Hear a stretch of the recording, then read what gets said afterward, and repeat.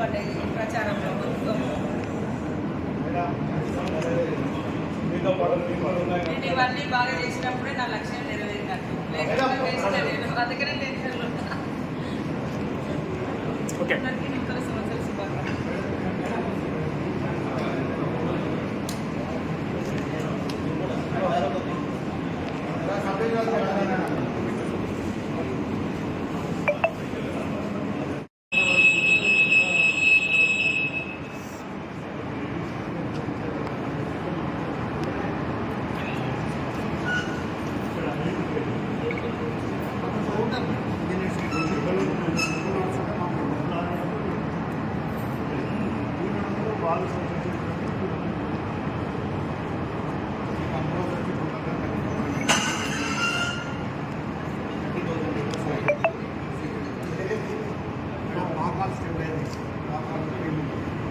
దాని తర్వాత ఏంటంటే మళ్ళీ ఇంటర్ కనెక్షన్ మేడం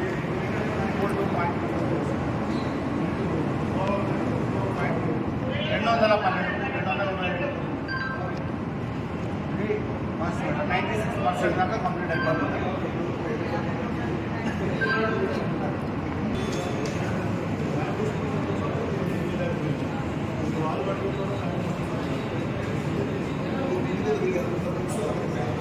వాటర్ ఎప్పుడు కావాలన్నా రామచంద్రాపూర్ పోయేది ఫెసిలిటీ లైఫ్ పోతుంది మేడం, పోతుంది.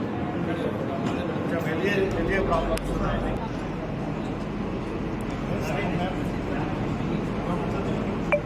Madam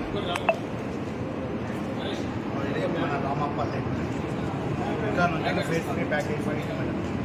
Ramappa to Pakala connection దీనికెళ్ళి ఇంటర్ కనెక్షన్ చేస్తాం మేడం. నెక్స్ట్ మన రామప్ప నుంచి లక్కవరం లేకపోతే మొత్తం స్టెబిలైజ్ చేశాను. నెక్స్ట్ ఇక్కడ నుంచి రోడ్ టన్నల్.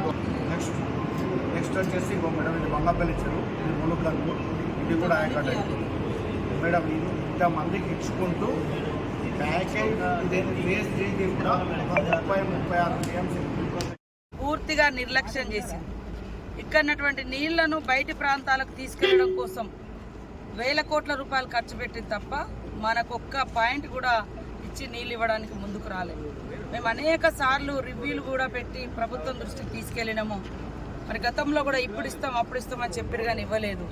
నీటి సంపద ఉన్నది, అటవీ సంపద ఉన్నది, కానీ రాష్ట్రంలో అత్యంత తక్కువ ఆదాయం వచ్చేటువంటి జిల్లాగా ములుగు జిల్లా ఉండడం అనేది కూడా, చివరి జిల్లాగా ఉండడం అనేది కూడా బాధాకరం. ఎందుకంటే ఏ ప్రాంతం అయితే పాడి పంటలతో మరి వర్ధిల్లతో విరాజిల్లుతుందో ఆ ప్రాంతము అభివృద్ధి పదంలో కూడా ముందుకెళ్తుంది. మనకు అడవులు ఉన్నాయి, నీళ్లు ఉన్నాయి, వ్యవసాయ భూములు ఉన్నాయి, కానీ పంటలు లేక రైతులు మరి ఆదాయం లేక అభివృద్ధిలో దూరమై అంటే వెనుకబడిపోయినటువంటి పరిస్థితి. దీన్ని దృష్టిలో పెట్టుకొని ఈరోజు మరి స్థానికంగా ఉన్నటువంటి ములుగు మండలంలో కొన్ని వేల ఎకరాలకు ఇచ్చేటువంటి భూములకు సంబంధించిన మనం నీళ్లు కూడా ఇచ్చుకోలేకపోయినాము. అనేక సార్లు పాపం రైతులు కూడా ధర్నా చేయడం జరిగింది.